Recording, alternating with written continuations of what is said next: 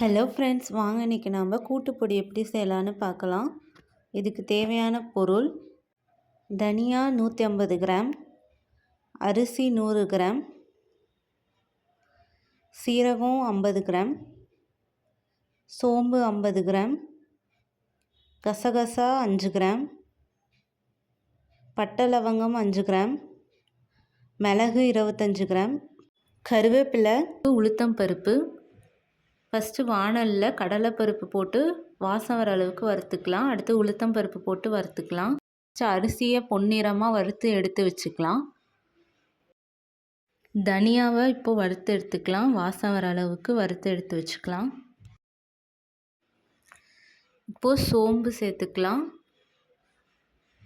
இப்போது எல்லாமே சேர்த்து நம்ம வாசம் வர அளவுக்கு வறுத்துக்கலாம். கசகசா மட்டும் கடைசியாக சேர்த்து எடுத்துக்கலாம்.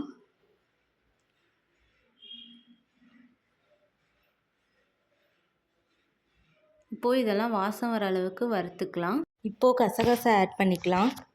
இப்போது இது எல்லாத்தையும் வறுத்து ஒரு பிளேட்டில் ஆற வச்சு எடுத்து அரைச்சி பொடி பண்ணிக்கலாம்.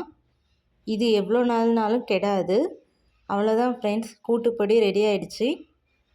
கூட்டு குழம்பு எப்படி செய்யணும்னு ஆல்ரெடி நம்ம வீடியோ போட்டிருக்கோம். அதோட பொடி தான் இது. கண்டிப்பாக ட்ரை பண்ணி பாருங்கள். நம்ம சேனலை சப்ஸ்கிரைப் பண்ணாதவங்க சப்ஸ்கிரைப் பண்ணிக்கோங்க. பாய் பாய் ஃப்ரெண்ட்ஸ்.